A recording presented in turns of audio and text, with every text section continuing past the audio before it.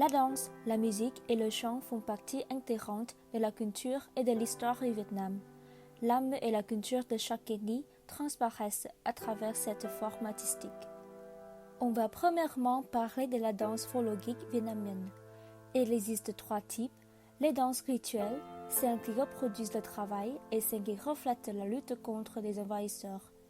Cette danse s'exprime par un langage du corps souvent accompagné d'accessoires, un tambour, un éventail, un chapeau conique chez les Kings, un parasol et une flûte chez les Hmong, un bouclier et une lance chez certaines ethnies du Tây Nguyên.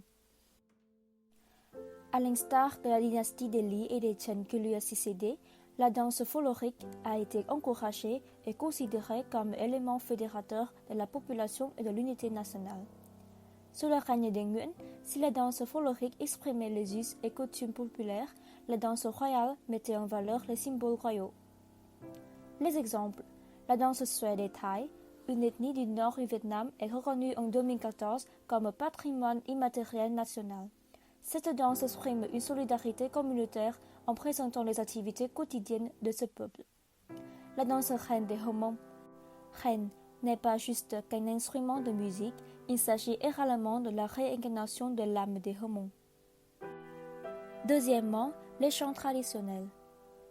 Patrimoine mondial immatériel de l'UNESCO, le Quan Họ, dont les chanteurs chantent en alternance lors de la performance, est un art de la scène qui est joué lors des festivals et des rituels de la province de Bắc Ninh. Le ca trù ou hát ả đào diffère des autres chants et musiques car il s'agit d'une forme de poésie chantée. Interprété durant les cérémonies communautaires, le ca trù est souvent chanté par les jeunes femmes et il ne nécessite pas beaucoup d'instruments encombrants, seul un tambour, une planchette de bois, une barrette pour une performance artistique. Le hát tuồng, fortement influencé par l'opéra chinois en raison de son origine, le hát tuồng donne sa notoriété à sa gestuelle et ses décors. Les personnages du hát tuồng sont immédiatement reconnaissables lors de leur apparition sur scène grâce à leur maquillage et costumes en couleurs symboliques. Le đơn ca tài tử. Principalement adapté et improvisé pour le divertissement, le đơn ca tài tử est la spécialité musicale du Sud. Il désigne une musique à tendance vocale et instrumentale. Les instruments sont assez simples: une sitar à 16 cordes, un luth, une vielle à 2 cordes et un đàn bầu ou un monocorde. Le cải lương. Considéré comme l'opéra rénové du sud du Vietnam, le cải lương théâtralise les histoires classiques et contemporaines. Le cải lương a subi une petite influence de la culture européenne et peut introduire dans son orchestre une guitare électronique. Le centre du Vietnam, notamment dans la ville impériale de Huế, se trouvent 2 formes d'art vraiment reconnues. Nhạc nhạc cung đình Huế, où la musique d'élégance royale se dit de divers styles de musique et de danse, joués dans les dynasties des cours impériales vietnamiennes.